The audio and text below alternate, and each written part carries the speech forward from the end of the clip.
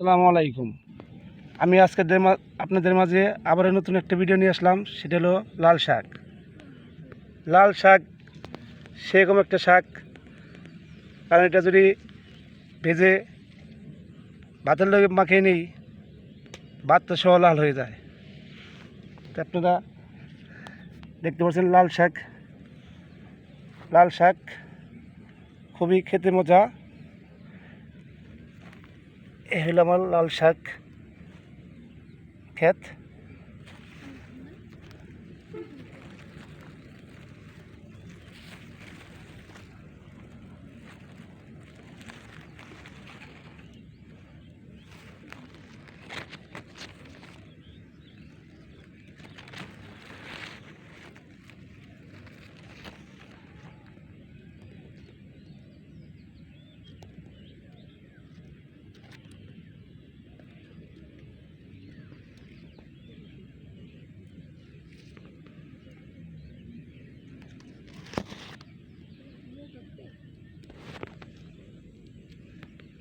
আপনাদের মাঝে আজকে এই বন্ধু শেষ করলাম।